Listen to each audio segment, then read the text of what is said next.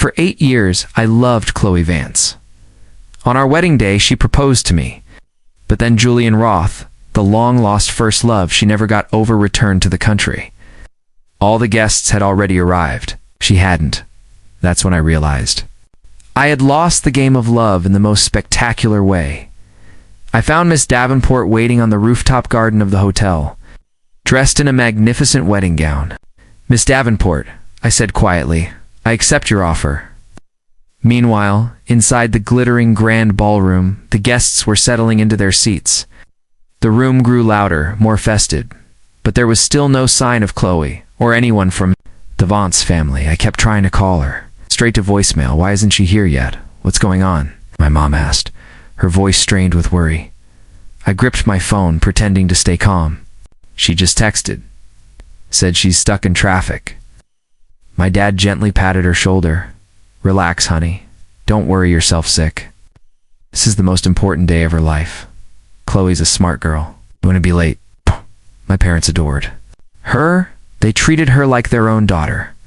Our family had gone all out for this wedding, no expense spared, all to show her how much we valued her. Their blind trust in her just twisted the knife deeper. I'd loved Chloe for 8 years. When she proposed, I was ecstatic.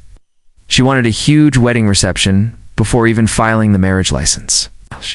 She told me I didn't need to pick her up today. I agreed to it all, and now I finally understood. This game of love I had lost. Completely, Julian Roth's flight had landed today. My stomach sank with the certainty that Chloe was on her way to meet him at the airport. Julian was always the one that got away, the guy she placed on a pedestal. When I heard he was coming back, a ridiculous thought crossed my mind. Had she only used me to make him jealous? I first fell for Chloe back in college. She was feeding a stray cat, a chubby orange tabby that rolled over, showing its belly. She crouched down, her face softened with a gentle smile as she stroked its fur, with the setting sun behind her. She looked like an angel who had fallen to earth. Right then, an arrow pierced straight through my heart. She must be kind, I thought. Simple, too, if a stray, can trust her this much. I pursued her for a long time. She always turned me down gently. But whenever she ran into trouble, I was the one she called. My friends teased me, called me a fool. I just laughed it off and said I was a knight fighting for love. 'Cause honestly, if you don't truly love someone, why would you willingly play the fool? The second she cried, I couldn't ignore her. Yet deep down, I knew someone else lived in her heart. On graduation day, she finally gave in. She clutched my sleeve, guilt flickering in her eyes. "Liam," she whispered, "there's someone I haven't completely let go of yet, but I'll try my best." My face must have fallen, because her eyes shimmered with tears. One perfect drop slid down her cheek. "I'm so sorry if this bothers you. You don't have to do this." I mistook her confession for honesty and kindness. After a pause, I hugged her tightly. "It's okay," I said. "I can wait." My blind devotion. I didn't see the truth. Being moved by persistence isn't the same as being in love. I spoiled Chloe rotten. We almost never fought except once. 4 years into our relationship, she finally agreed to move in with me. I went over to help her pack. After clearing what I thought was a pile of junk, I came back to find her tearing her apartment apart. In a panic, when she saw me, her face was streaked with tears. "Did you see my box? It's gone." I hurried to comfort her. "The blue cardboard one? I thought you didn't want it, so I took it out with the trash." Her face drained of color, then hardened into an icy glare I'd never seen before. She slapped my hand away. "Who the hell told you to touch my things? Where did you throw it?" Her words cut like knives. I froze, stunned. After a heavy silence, her voice was still sharp, filled with venom as if I were her worst enemy. "If you can't find it, we're breaking up." I stayed quiet. Chloe's face was twisted with anger and unshed tears. I walked downstairs and lit a cigarette, but the smoke did nothing to ease the fire in my chest. In the dumpster lay her precious box. I'd looked inside before tossing it away. It was filled with letters Julian had written to her, along with countless train tickets and flight stubs, evidence of the years they had spent in a long-distance relationship. She had kept them like sacred relics. I had thrown it out on purpose. I crushed the cigarette under my shoe and, fighting a wave of nausea, began digging through the trash. My eyes stung, but not from the smoke. It hadn't been 6 months. It hadn't even been a year. It had been for long years. And Chloe still wasn't over Julian. I pulled the box out, wiped it clean, and handed it back to her. She hugged it to her chest, her eyes shining with devotion. Then she asked softly, "Did you look inside?" "No," I lied, forcing a calm tone. "What's in there anyway?" "Just some things from when I was younger." I panicked. "Sorry I was so harsh earlier." She hesitated, her gaze shifting away as her voice softened. "Things that happened, they really happened. Even if they're in the past, they're still beautiful memories." Then her eyes found mine. "You can understand that, right?" I forced a stiff smile and said nothing. The rest of the move was silent. Inside, something had shifted. The love I'd carried for so long was beginning to crack. After that, I grew distant. She noticed, Dan answered with her own cold indifference. We lived under the same roof but moved like strangers, as if we were invisible to each other. The stalemate finally broke on her birthday. I told her I was working late, but in truth I had already ordered a cake and flowers. I wanted to surprise her when I got home. When I opened the door, the apartment was completely dark. Moonlight slipped through the window, revealing her small figure curled on the floor, knees pulled to her chest, face buried in her arms, shoulders trembling with quiet sobs. I set the cake and flowers on the table and switched on a lamp. "What's wrong, princess?" asked softly. She lifted her head. Her eyes were swollen and red, but her words still cut sharp. "You're an asshole, Liam Foster." Okay, I'm an asshole," I said gently. "Don't cry on your birthday. Look, I got you flowers and cake. I had even saved up to buy her the designer bag she wanted." But at the sight of everything, her tears only flowed harder. She collapsed into my arms, blaming me for my coldness. "I only snapped at you once. You're so mean. You worked late on my birthday instead of being with me." Oh. It took a while to calm her down. After cutting the cake and blowing out the candles, she disappeared into her room. When she came back, she was holding a small red velvet box. She dropped to one knee, her eyes curving into a smile.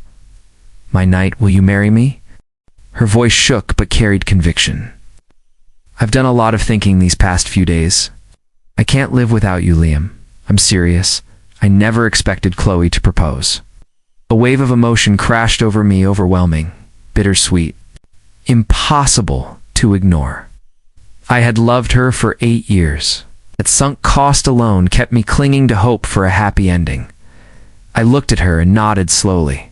She smiled in relief and, exhausted from crying, fell asleep soon after, but her sudden proposal left me restless, staring at the ceiling in the dark. Insomnia clawed at me. When her phone buzzed with a notification, I reached for it on impulse. Normally, Chloe never let me near her phone. She used to scoff at couples who were suspicious of each other. If you don't even have that much trust, it's exhausting. You might as well just break up. But I knew her password. I'd seen her type in 0614 once. I teased her about it, asking which guy's birthday it was. She just laughed. "You're so jealous." Shh. That was my childhood dog's birthday. I loved him so much. Then she changed the password to my birthday, smiling. "There, it's yours. Now I love you the most." Now, staring at the lock screen, I typed in my birthday. Password incorrect. My chest tightened. Slowly, I typed in 0614. The screen unlocked. The notification was an Instagram DM. 4 simple words glared back at me. "Happy birthday." It was from Julian's account. His bio listed his birthday as June 14th. His most recent post was taken in a restaurant. Stunning woman with perfect makeup and striking features smiled at the camera. Clearly, he had been the one behind the lens. The phone's flash lit up the darkness. And in that moment, everything clicked. Chloe's tears that night, they weren't for me. They were for him. I didn't sleep, not even for a minute. I sat on the balcony until dawn, chain smoking, the ring clutched in my palm, feeling heavier with every drag. When Chloe finally woke up, I tossed her phone in front of her. She looked at it, then at me, and said nothing. No accusations, no excuses, just silence. Then, with cold indifference, she began packing her things. I grabbed her arm. She yanked it free, her tone sharp and dripping with sarcasm. "Since you doubt my feelings, there's no need for us to get married. My conscience is clear, Liam. Clear conscience, right? I had loved her for 6 years. I couldn't just let go. My family hit rock bottom right after graduation. She stayed by my side. She even slipped me cash in secret to help out. When I was suffocating under the weight of starting a business, she held me close and reminded me I wasn't alone. She treated my parents like her own, and they adored her. Her family hated me, but she still chose me. And now she had proposed. How could I walk away so icily? Her complete lack of guilt twisted my thoughts. I wanted to believe her. I wasn't ready to give up. This was my last chance, my last gamble for KHLOE. The ballroom was almost full, but the Vance family was nowhere in sight.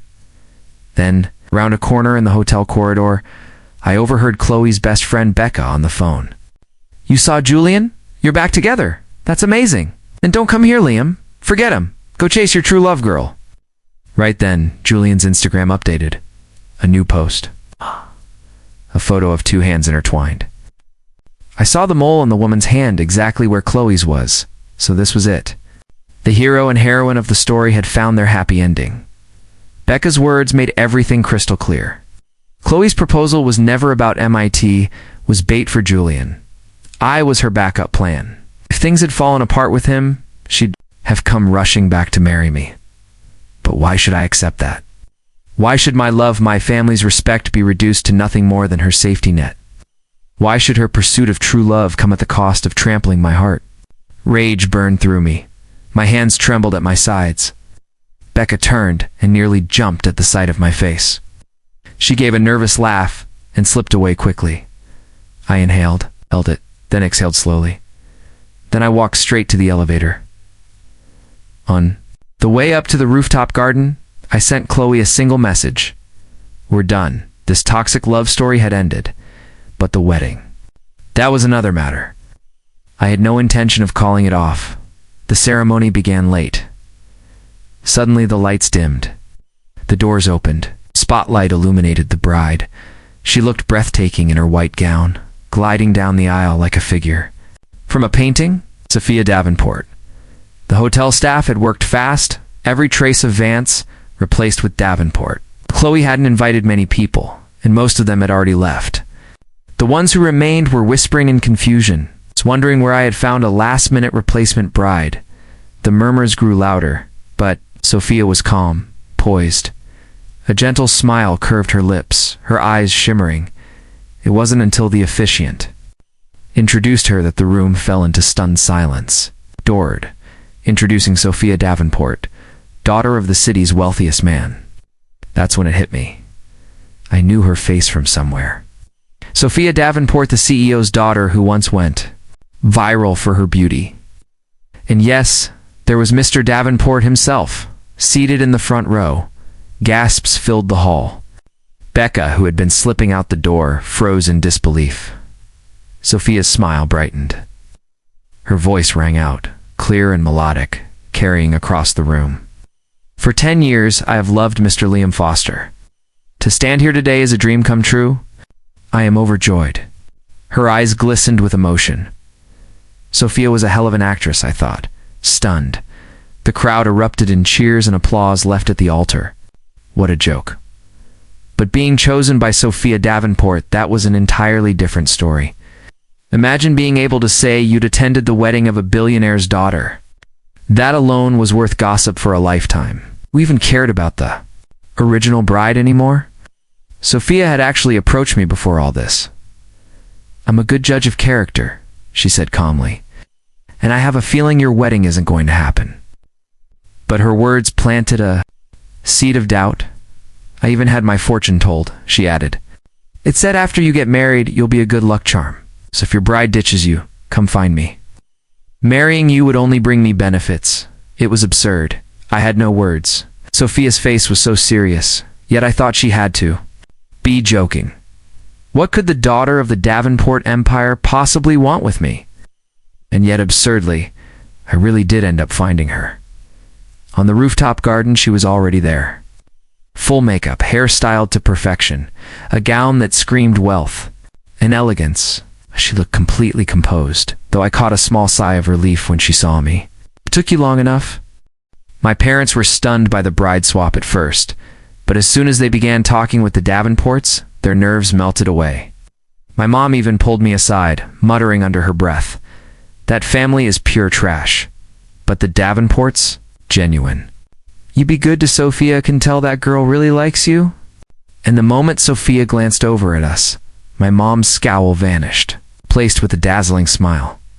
After the reception, Sophia insisted on coming back with me to my place. The apartment I once shared with Chloe was small, something my parents had helped me buy. Recently, though, with my company doing better, I'd managed to purchase a larger, nicer condo, our supposed marital home. Still, it was nothing compared to what Sophia was used to. I felt awkward. My place isn't that big. You might not be comfortable. She looked at me as if I'd grown two heads. Are you a man or not? You're seriously kicking your wife out on your wedding night. You want to live separately right after getting married? Our situation is complicated, I tried to explain. Clearly annoyed, she snapped, "Liam, since you agreed to marry me, loyalty is the bare minimum." I sighed, helpless. You're overthinking this. But Sophia wasn't having it. With a single wave of her hand, she ordered her people to start moving her belongings in. And just like that, she moved into my home that night. The very next morning, she dragged me to the courthouse for our marriage license. Afterward, she vanished, leaving me to pack the last of my things from the old apartment. Standing at the door downstairs, I hesitated. I wasn't sure if Chloe would be there. Part of me didn't want to see her at all. I already felt sick inside, but I had no idea how much worse it was about to get. When I finally opened the door, froze. A pair of men's shoes sat neatly in the entryway. It's not mine. The apartment was a mess, especially the couch. My body went rigid. By the time I reached the bedroom, I was shaking with rage. Chloe had once told me she was extremely traditional, that I had to respect her boundaries. Even though we lived together, we slept in separate rooms. Out of respect, I never crossed that line. We had barely even kissed, and now, men's and women's clothes scattered across the floor. In bed, beside a sleeping Chloe, was Julian Roth. Her eyes fluttered open, drowsy, then widened in shock when she saw me. She clutched the sheets to her chest. "Get out," she screamed, her voice breaking. "Lady," I laughed coldly. "This is my house. If you want to fool around, fine." In my home? Just to rub it in my face? Before I could say more, another voice chimed in from the living room. "Hubby's moving today, so I thought I'd sneak in and give him a surprise.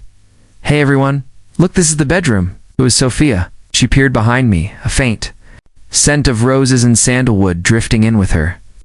She slipped her arm through mine, phone in her other hand. She was live streaming.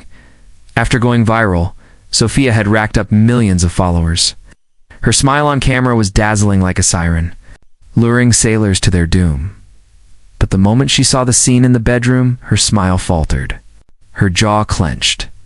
She quickly turned the phone away. Damn it.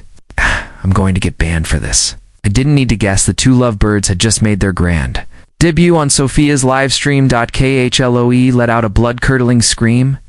Julian woke, confused and groggy, blinking in shock. Sophia, pretending to be surprised, delivered the final blow with a sweet, cutting voice. "Honey, isn't that your cheating ex-girlfriend? The one who loved playing the other woman? The one who kept your house key and brought her boy toy over?" Sophia slipped into calling me honey so naturally that the word echoed in my head, leaving me momentarily stunned. A thought hit me. Did she really come here just to stand up for me? Her words landed with precision. Julian already had a fiancé, an arranged marriage chosen by his family. Chloe knew that, but since Julian was her first love and came from money, she wasn't about to let go. She chose to be the other woman. Now dressed, Chloe stormed out of the bedroom, her face full of wounded indignation. "Liam, you've gone too far. How could you do this to me? I'm your—" Her voice cut off.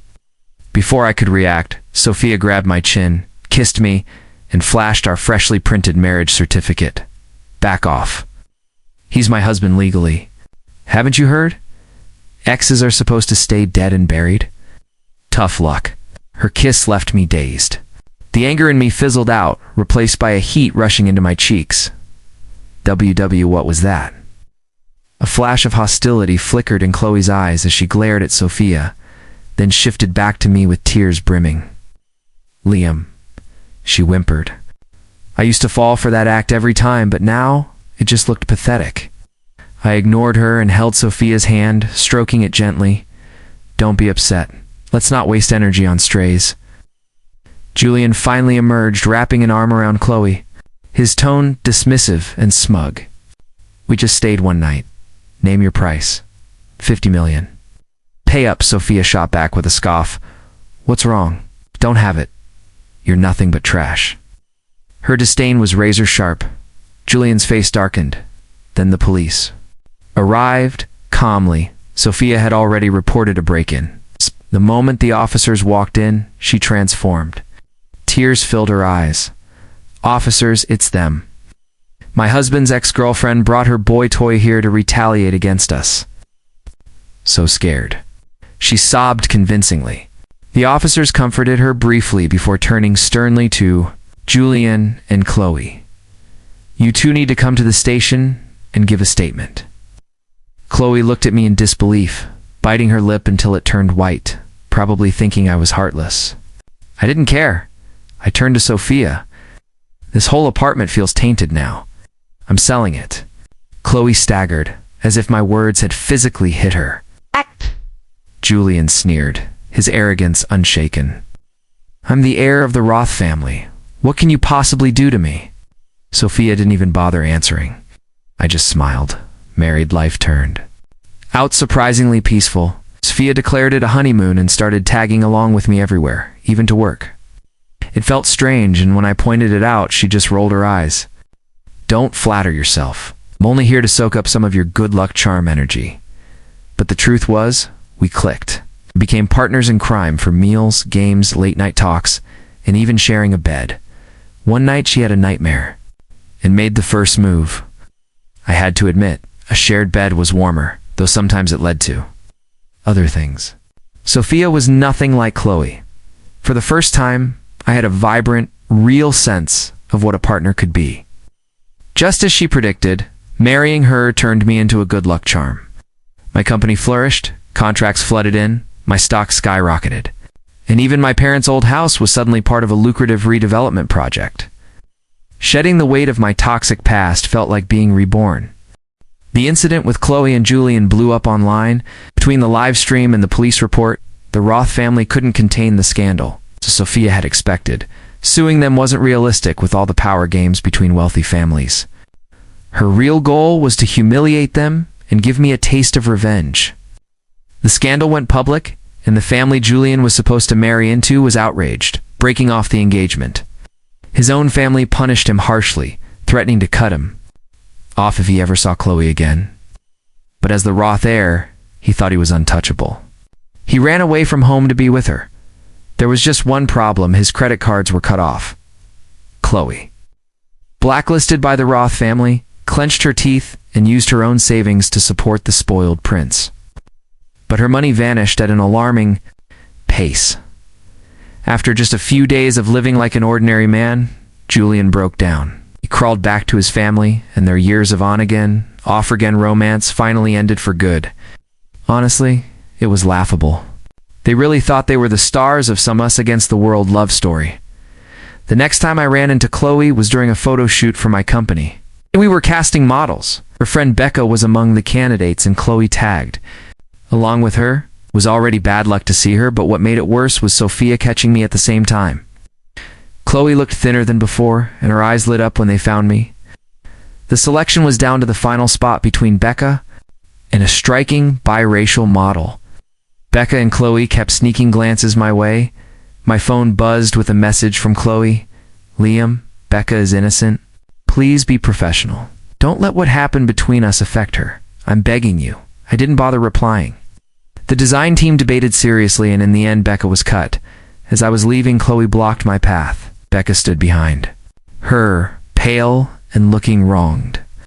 Becca had always been arrogant and difficult, and her modeling career was already sinking. Bringing Chloe along today was clearly a calculated move. You weren't like this before, Liam. Why are you holding a grudge and targeting Becca?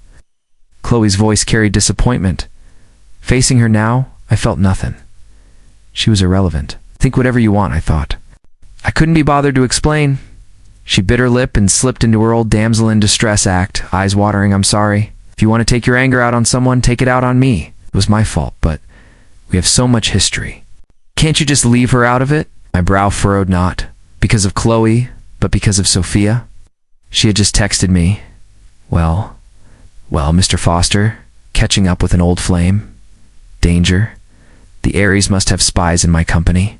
I glanced. Over my shoulder, my assistant, towering at 60 ill, guiltily avoided my eyes, shrinking like a traitor caught red-handed. When I stayed silent, Sophia sent a smiley face emoji. Cold sweat broke out on my forehead. The pressure was suffocating. I ignored Chloe and shot a death glare at my assistant. Cancel my afternoon meetings. I want to see Sophia. Chloe, who had never been ignored by me like this, grew desperate. She grabbed the hem of my shirt, her eyes darkening. You're just trying to make me angry, aren't you, Liam? Well, congratulations, it worked. I was only insecure about Julian, she pleaded. I realize now that you're the one I love. I'm sorry it took me so long. I really, really miss you. I know you don't love Sophia. Don't be so cruel. Just look at me again, please. Her voice cracked into a sob. I gave her a strange look and shook my head. Lady, my name is Liam, not doormat. Sophia is beautiful, brilliant, has a stunning figure, and she protects me. I remember everything she's done for me. I'm not some heartless leech. Why wouldn't I love her? Besides, we're married. I will love her, and I'll stay faithful to her for the rest of my life. Miss Vance, we're on different paths now. Love doesn't vanish in an instant. It erodes, bit by bit, over years. By the time I chose to end things, I had already stopped loving you. But Chloe couldn't understand. My years of indulgence had given her a dangerous level of confidence. Ow. She couldn't take a hint. She even tried to throw herself into my arms, her voice deliberately soft and coy. I don't believe you. How could you not love me? Babe, I was wrong. Just let them pick Becca. Chloe's love was always tangled up in self-interest and calculation. It was nauseating. But she never reached me because Sophia had appeared behind me. Sophia's face was cold, irritation clear in her eyes. I thought she might actually hit someone, but instead, she yanked me behind her. Chloe, unable to stop herself, stumbled and fell to the ground. Ouch. That hurts. She whimpered, her palm scraped and bleeding slightly. She looked up at me, eyes glistening. Becca rushed to help her up. Liam, don't be such a jerk. Chloe was with you through all the hard times when you were starting your business.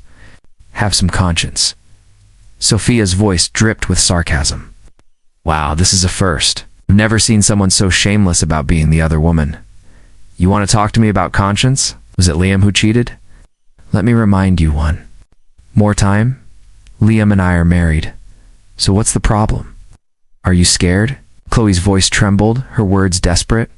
Liam and I have known each other for 8 years and loved each other for 4. Do you really think someone like you, who just jumped in the middle, can compare to that? Yes, I can. Chloe's blind confidence was astounding. I held Sophia's hand, our fingers laced tightly, and looked at Chloe with nothing but disdain. Of course she can. Liam, don't let her fool you, Chloe cried, her voice sharp with agitation. She's just using you as a substitute. Julian told me everything. Everyone knows Sophia Davenport has been in love with someone else for 10 years. Only married you to save face. Sophia's hands stiffened in mine. For once, she stayed silent. A substitute? Shh. Great. I always did like role play. I kept my voice calm, but when I turned to Sophia, my tone softened. Let's go home, my words seemed to stun Chloe, if only for a moment. Then she yelled after us, her voice turning desperate and almost pitiful. Fine. Break up with me if you want, but at least give the modeling spot to Becca. Don't take it out on her. My assistant stepped in, blocking Chloe's path and speaking evenly. Our hiring decisions are based on full evaluations. Miss Becca wasn't selected because her personal values don't align with our company, and her professional reputation is average. Between the two final candidates, the other was simply more qualified.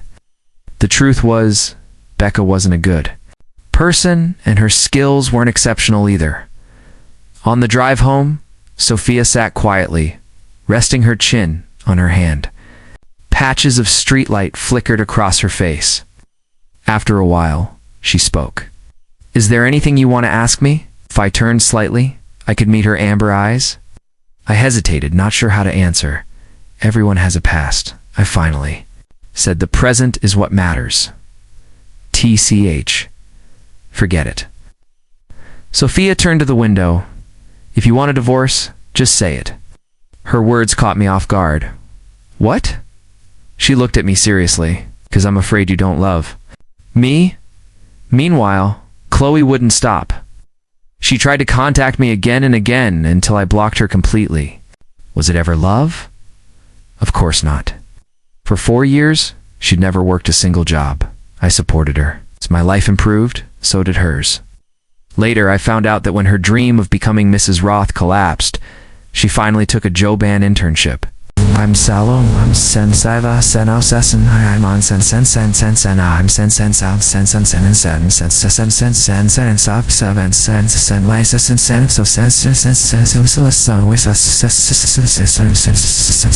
If Becca had landed the contract with my company, both of them would have benefited. A clever little plan, but it failed. After all of Chloe's drama, Sophia started acting differently. She wasn't as clingy as before. I teased her about it, but she answered flatly, I was lying. There's no such thing as a lucky charm. You succeeded on your own. It wasn't the point, but I let it go. Sophia, what's really wrong? Nothing. She replied. The university invited me back to speak at alumni homecoming in 2 weeks. Will you come with me? When I agreed, she turned and glared. Back to your old stomping grounds with me there? Wouldn't I just be in the way while you and someone else reminisce about the good old days? Ouch, she was jealous. Chloe and I had gone to the same university, and Sophia knew it. Of course not, I said firmly. What are you talking about? Oh, please, she snorted. Janae to your history. How could someone like me possibly? Compared to that, my head was starting to hurt. I had no clue how to handle a jealous girlfriend. I stayed quiet, but that only made Sophia angrier. You're not even upset hearing you might be a substitute. You don't even ask. What are? You, some saint? Her eyes flashed, her cheeks flushed with anger. I rubbed my temples. Why are you letting her nonsense get to you? What's wrong with you? What's wrong with me? She shot back. You just don't love me. That's the problem. You want to know who that person I've supposedly loved for 10 years? It's you? You idiot? You clueless fool? She hurled a cushion at me and stormed out in her slippers, leaving me frozen in place. Sophia has been in love with me for 10 years. The condo felt unbearably empty once she went back to her family's house and refused to see me. Nights without her were colder than I imagined. On the day of homecoming, I went alone, standing on the stage. Set up on the athletic field, I looked out at the crowd of bright, eager students. After sharing some shallow advice about careers in the professional world, it was time for questions. Someone raised their hand. I heard you moved to Denver. After graduation, for love, do you have any regrets? When you're young, you're stubborn. You don't quit until you've slammed into a wall. In college, you hold on tight to the hope of a beautiful life. Ready to do anything for the person you love? Right after graduation, started dating Chloe. She was from Denver, I wasn't. The thought of parting ways, paired with her pleading eyes, was enough to sway me. Without a second thought, I turned down the job offers I had and bought a ticket to Denver with her. She introduced me to her parents almost immediately. They weren't impressed. Fueled by pride and youthful bravado, I threw caution aside, gritted my teeth, took out a loan, and started a company with a friend who shared my vision. I can't count the sleepless nights, the business dinners that wrecked my stomach, or the countless rejections we faced while chasing funding. But somehow, in the end, it all worked out. Chloe, however, wasn't the right person. I smiled faintly. Honestly, you'll always have regrets, no matter what you choose. Since they're inevitable, don't waste your life agonizing over them. Life is trial and error. If you're too timid, all you'll have are what-ifs. Without mistakes, you'll never learn what's right. Once you've met the wrong person, you'll treasure the right one even more. My eyes drifted toward the distant entrance, where I caught sight of a faint silhouette. Even blurred, I knew it was Sophia. The certainty hit me hard, and with it came a wave of longing. Turns out, it doesn't take years to fall for the right person. Do I regret anything? No. On one hand, I wish I had met her sooner. On the other, I know if I hadn't come to Denver, I might never have met her at all. As I finished, applause rolled through the crowd. I stepped off the stage and ran straight toward Sophia. I was running toward my moon. Maybe it's a universal superpower, being able to find the one you love in a crowd of thousands. I was breathless when I reached her. Arms crossed, expression cool, but the tips of her ears were red. Then her face suddenly darkened. Confused, I followed her gaze. The crowd was parting, opening a path. At the end of it, walking slowly in a white wedding gown, was Chloe. The long train of tulle dragged across the grass, candles flickering in the shape of a heart. Under the eyes of the entire student body, and a chorus of contemptuous boos, Chloe stood before me, tears streaming down her face, since she couldn't reach me directly. She must have learned I'd be here and staged this pathetic spectacle to win me back.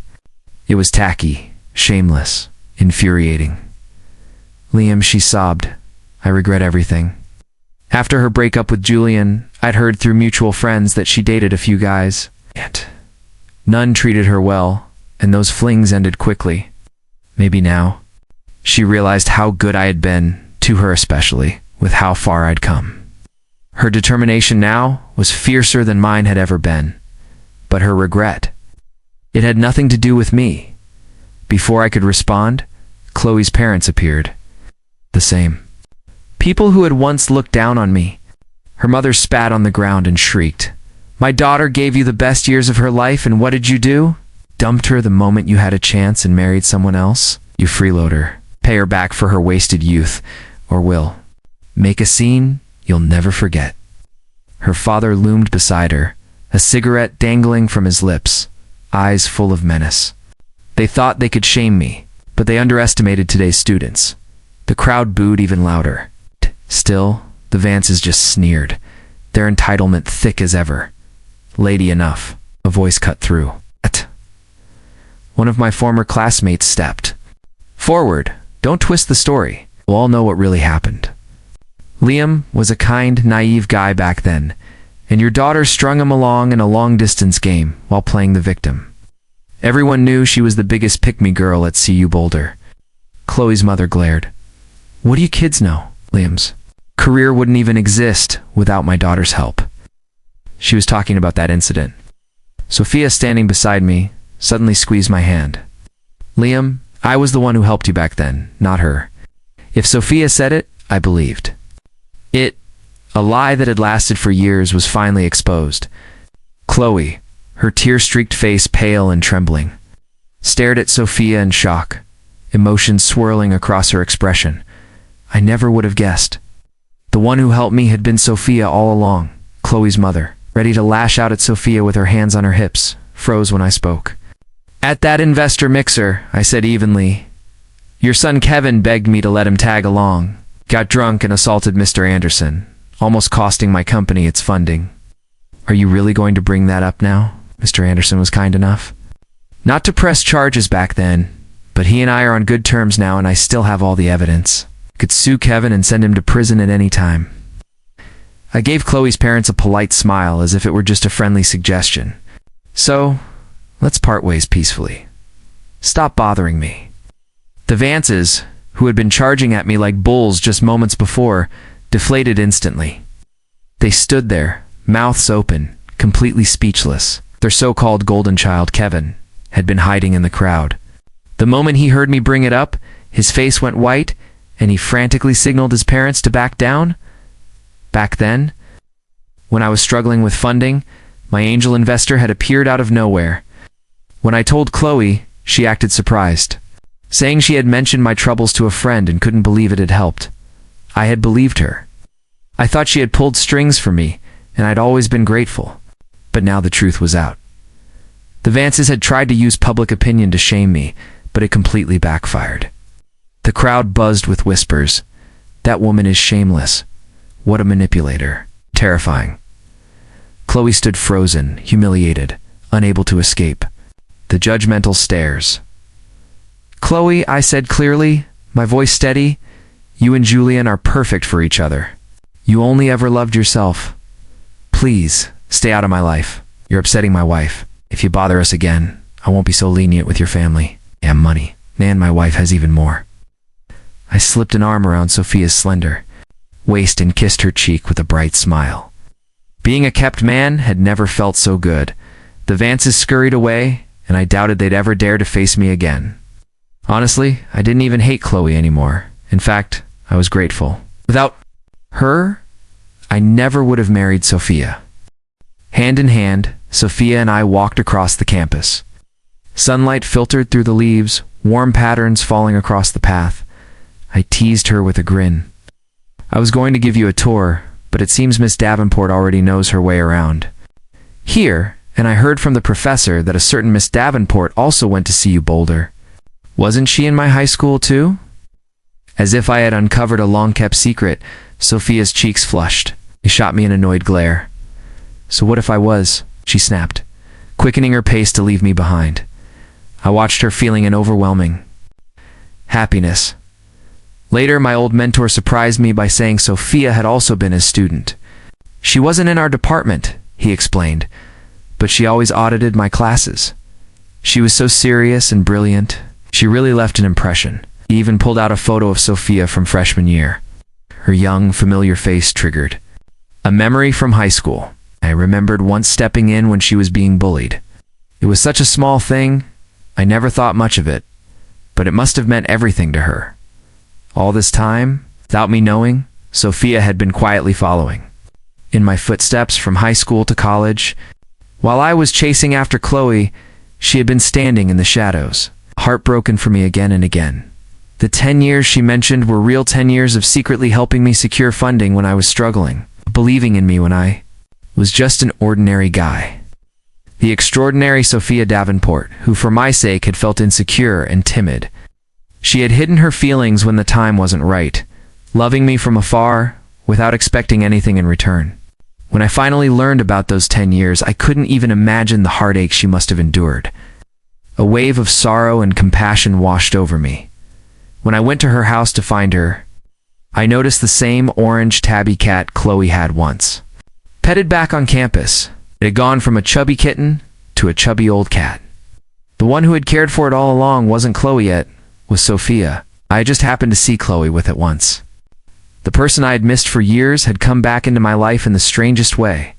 Thank God. Thank God. Noticing I had stopped walking, Sophia turned around, impatiently huffing. Liam Foster, are you taking advantage of me now that you know? I like you. Get over here right now. I ran to her and swept her into my arms. She looked surprised and shy as I kissed her. Yes, ma'am. Sophia's story began long before that. That fool Liam thinks I fell for him just because he once helped me when I was bullied. That's not it at all. Helping someone once doesn't stop the bullies from coming back. I learned early on that to survive, you had to be tougher than everyone else. Before the Davenports found me at 18, I was just a poor girl raised by my grandmother. I first heard about Liam from her. She told me about a boy in his high school uniform who greeted her every day and bought a roasted sweet potato. Later, I learned his name was Liam. One snowy day, my grandma collapsed while selling sweet potatoes. No one dared to help except Liam. He rushed her to the hospital and paid the medical bills.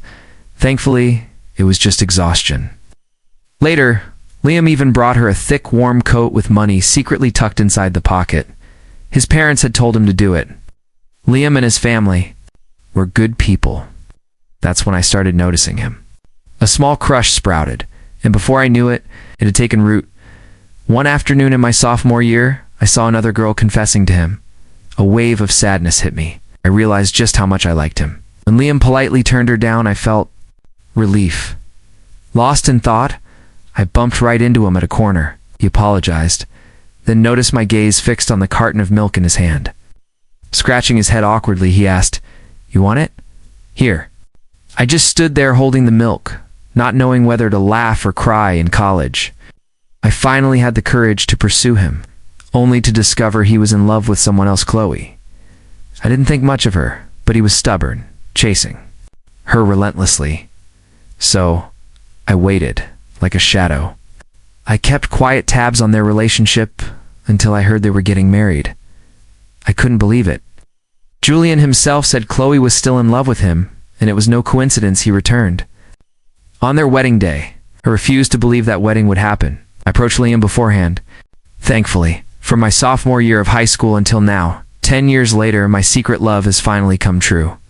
It's the best ending I could ask for. The Vance family completely disappeared from our lives. I was pleased. As having my husband's ex lingering around was annoying enough, but after those public spectacles, their reputation was ruined. You didn't even need to lift a finger. Anyone wanting to do business with Liam or the Davenport family avoided the Vances like the plague. Kevin Vance, once the golden child with a college degree, couldn't find a job in Denver and had to return to his hometown to work in a factory. Chloe was forced into an arranged marriage, and I heard later her husband cheated on her. It goes around comes around. People who trample on true feelings don't deserve to find them.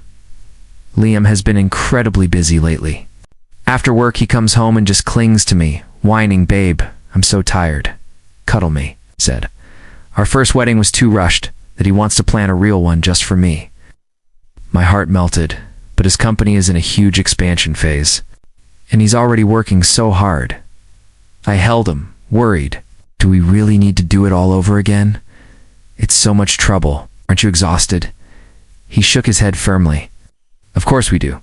It's no trouble at all. Your husband has plenty of stamina. I gasped as a wicked grin spread across his face before he pounced on me. And it's not just the wedding, the honeymoon, the vacation I'm making up for everything we missed.